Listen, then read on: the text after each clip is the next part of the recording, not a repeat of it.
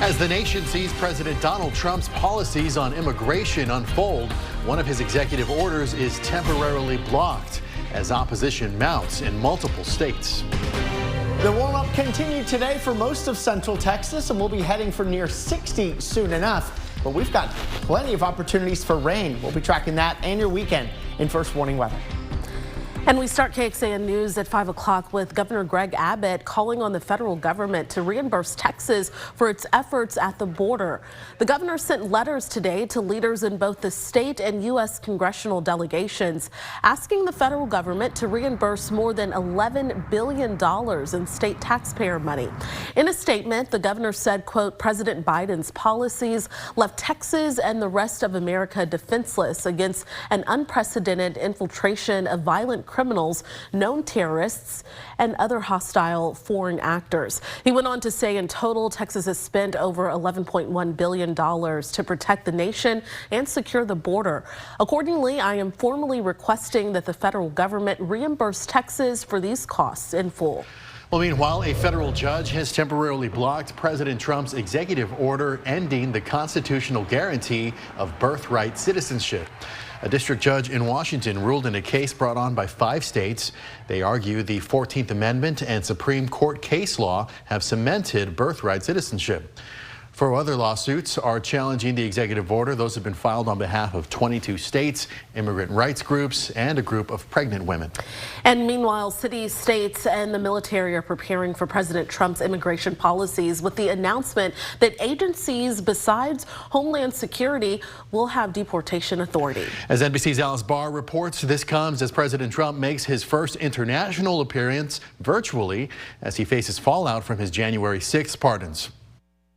Well, thank you very much. President Trump turning his attention to the global stage with a warning to the World Economic Forum. If you don't make your product in America, which is your prerogative, then very simply you will have to pay a tariff. The president's long-promised tariffs were not part of his day one executive actions, now targeting February 1st to begin steep levies on imported goods from Canada, Mexico, and China.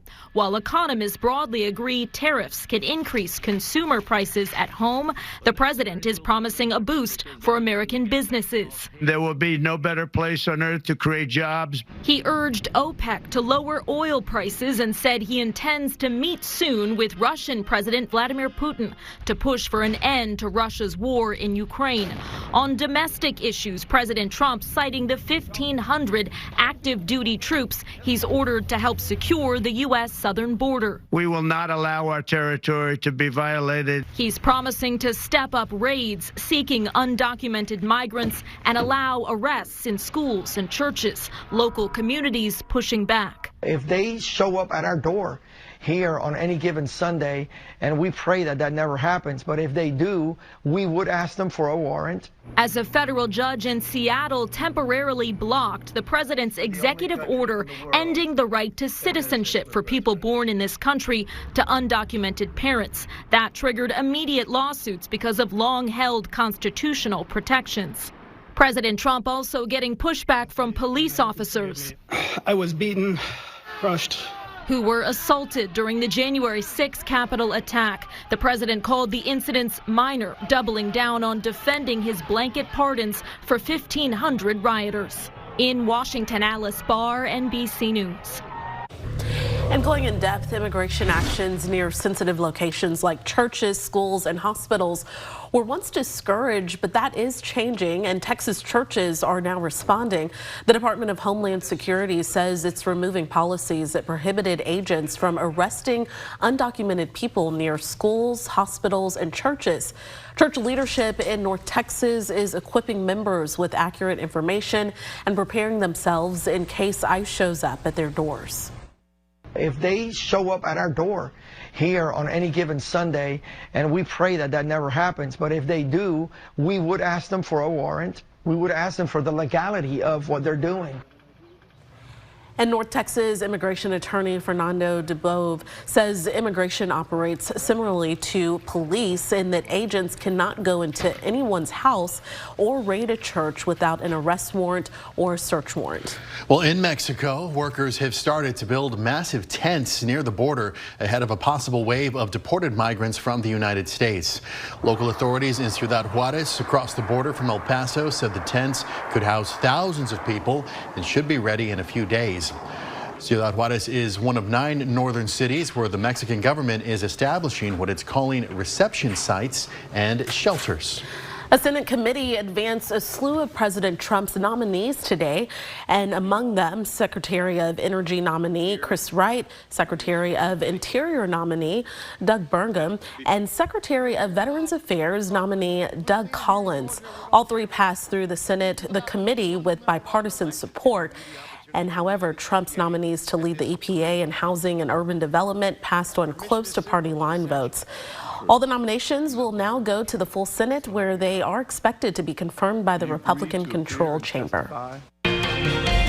First warning weather with Chief Meteorologist Nick Bannon. Well, after another freeze this morning, we bounced back rather nicely thanks to full sunshine. This is how it looks in Llano right now, where we're at 52 in many areas, 2 to 5 degrees warmer than we were this time yesterday. Low to mid 50s just about everywhere except Lampasas dropped to 49 as things stand. Clouds and radar is clear, and the clear skies and light winds compared to the cloudier skies we had last night is going to make for a colder night tonight. We'll be in the mid 40s already by 7, upper 30s at 9, mid 30s at 11. So coming up in first warning weather, we're going to track one last hard freeze.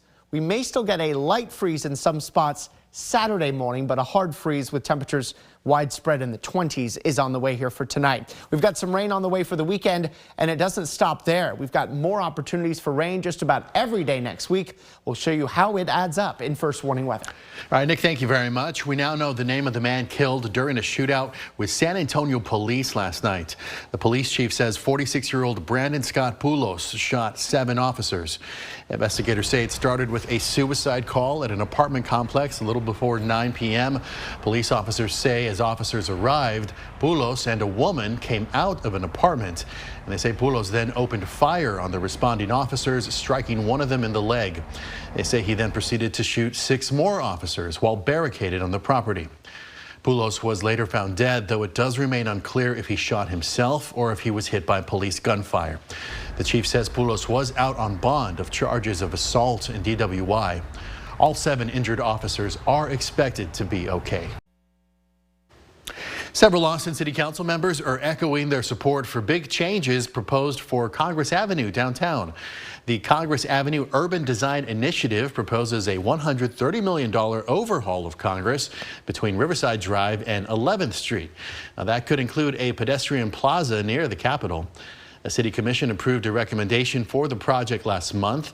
Part of the plan includes also lifting a decade-long moratorium on new events downtown. This is to incentivize more business and events in the pedestrian plaza. Today, Austin City Council members Paige Ellis and Zoe Kadri co-signed the recommendation, saying that it will benefit Austinites for the coming generations. Texas and multiple other states secured a more than $7 billion settlement in its case against Purdue Pharma and the Sackler family for their role in the opioid crisis. Now, Texas and several states accuse Purdue of inventing and aggressively marketing opioid products for decades under the leadership of the Sackler family. The settlement frees Purdue of Sackler control, and it will also provide funding to help cities across the country prevent and treat opioid abuse. Ahead of President Trump's visit to California tomorrow, the debate continues over federal relief money. And some Republicans say any federal help should come with conditions, possibly setting up a fight in Congress. Washington correspondent Trevor Shirley is in D.C. with a closer look. Some in Congress say disaster relief shouldn't be politicized as lawmakers try to come up with a solution. President Donald Trump says Los Angeles leadership is to blame as fires continue to wreak havoc across the city. I think they're dead politically. What they've done, they've destroyed the city. What they've done to that city is unbelievable. The president will get a first-hand look at the damage Friday as the debate continues over federal help. Generally speaking, I think you find that A lot of Democrats are going to be asking for help. So I think maybe that makes it more one-sided. Some Republicans say federal assistance should be conditioned on changing California policies they say contributed to mismanagement of the fire, drawing criticism from some Democrats. We should not be leveraging the pain and suffering of disaster victims to try to jam through political priorities. Some California Republicans say more relief needs to be a priority regardless. I think right now the focus is putting these fires out. We're going to ensure that Los Angeles and California get the resources they need to extinguish the fires. Congress passed emergency FEMA funding back in December, well before these fires broke out. Some say more funding is needed now, but the president says FEMA has also been mismanaged. FEMA is going to be a whole big discussion very shortly because I'd rather see the states take care of their own problems. But whether the president is also on board with getting California more money to address its problems is less clear. I will say that Los Angeles has changed everything because a lot of money is going to be necessary for Los Angeles, and a lot of people on the other side want that to happen. President Trump plans to visit Los Angeles on Friday. It's unclear at this point who from state or local leadership he'll be meeting with. Reporting in Washington, I'm Trevor Shirley.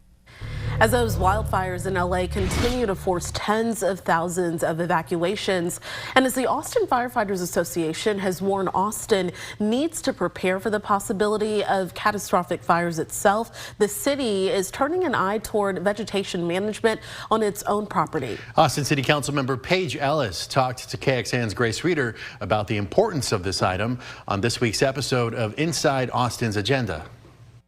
We've gotten a bunch of questions from folks about what is the city doing or what can a homeowner do to help protect their property.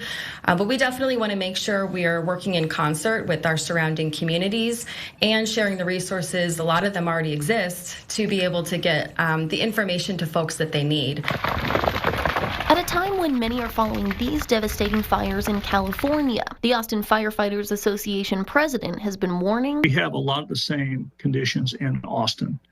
We have the topography issues when we look at West Austin, especially Northwest Austin. We have the high fuel loads. We have the dry conditions. Next week, Austin City Council has several items on their agenda aimed at wildfire mitigation, including a $7.5 million contract for several companies to help the city with vegetation management at natural areas managed by the Parks and Recreation Department. According to the city, Parks and Rec manages more than 12,500 acres of land. That includes greenbelts, parks, and nature preserves. One of the contracts that we have coming to us is about vegetation management, trimming trees, making sure that underbrush is appropriately maintained. Those are some of the issues that we know are first and foremost for a lot of neighbors that live adjacent to city-owned land. The agenda item urgently points to the department's land management plan, saying, quote, the ecological condition of most park natural areas has been classified as moderate to very poor due to issues such as invasive species, loss of biodiversity, and hazardous wildfire fuel conditions. Poor ecological conditions contribute to elevated likelihood of tree mortality and intense wildfire. Grace Reader, KXAN News. And Austin City Council is also scheduled to vote on an agreement with the federal government with some agencies to study wildfire risk at certain properties managed by the Balcones Canyonlands Preserve. The agenda item says after severe drought and 2 winter storms, the landscape there has changed drastically. And since Central Texas is prone to wildfires, it's best to make sure your home is as protected as possible. The Texas A&M Forest Service says you should maintain defensible space to keep your home safer, and that's a buffer between your home and the vegetation that surrounds it. The Forest Service divides ignition zones into 3 categories. First is the immediate zone. That's the area up to 5 feet from your home, which should be a non-combustible area with no flammable materials nearby. Next is the intermediate zone, about 5 to 30 feet out from your home, and officials recommend you carefully landscape this area, really creating breaks in the plants to slow the spread of fires.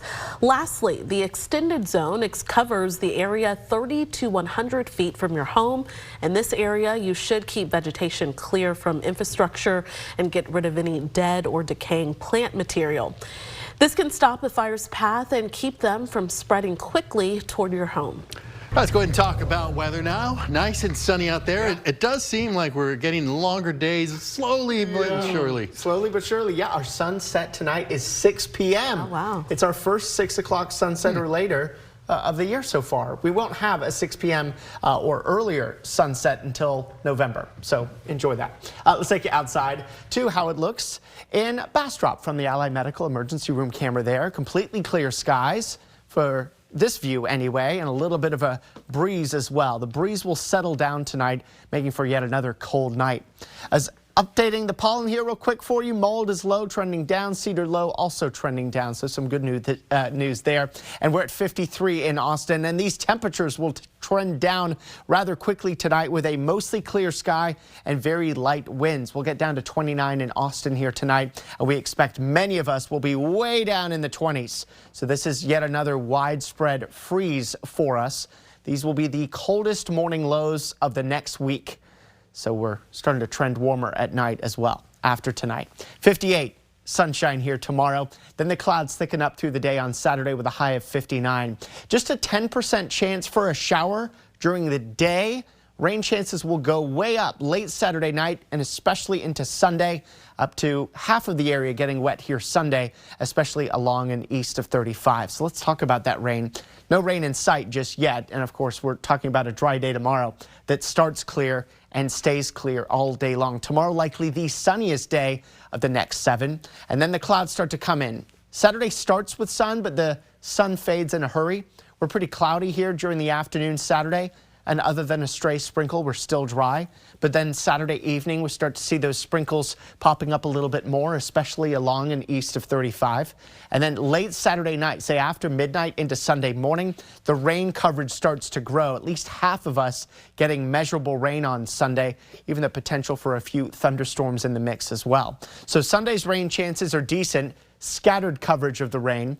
Then it drops to widely scattered for Monday and Tuesday, but then even higher rain chances next Wednesday and Thursday. And eventually this is going to start adding up. If you've been watching consistently over the past couple of days, you'll know that our rain forecast over the next 7 days has been trending wetter as we get to include more of these particularly wet days like Wednesday and Thursday of next week. Now thinking over the next 7 days, we get 1 to 2 inches of rain for parts of the hill country, all of the metro and our eastern counties, a 1/4 inch to an inch of rain in the majority of the rest of the hill country. This will be spread out. We only expect a 1/4 inch or less of rain here this weekend. I think we get the bulk of those higher totals as we head toward the second half of next week. Here's a look at our first warning weather 7-day forecast, and you can see all those 50s, mostly middle and upper 50s here through Monday. But then we're back in the mid 60s Tuesday. That's above average. And slightly warmer than that here Wednesday, 67, 64 on Thursday. What about the extended outlook for the final day of January into the first 6 days of February? Also looking wetter than normal. So it's looking like we may at least attempt to make a dent in the drought. Astronomers, stargazers, and anyone who's ever looked in wonder at the night sky will get to see a spectacle this month and into next month. A planetary parade means you can see 6 planets appear to line up in the night sky, and most of them will be visible to the naked eye. Venus, Mars, Jupiter, and Saturn are visible to the naked eye this month and for part of February. Uranus and Neptune can only be spotted with binoculars and telescopes. The astronomical link-up is fairly common and can happen a few times a year depending on the number of planets. A similar parade took place last June, but only 2 planets were visible to the naked eye. Planetary alignments that are minor, like 2 to 3 planets, happen very often, especially with the inner planets. They can happen every few months. But when you get out to the gas giants, since they're very far out there, have bigger orbits, moving a little bit slower, those occur about every few decades. And the parade should be visible tonight. And to get in on the planetary hangout, go outside a few hours after sunset and face south. Phone apps like Sky Map can help with where to look.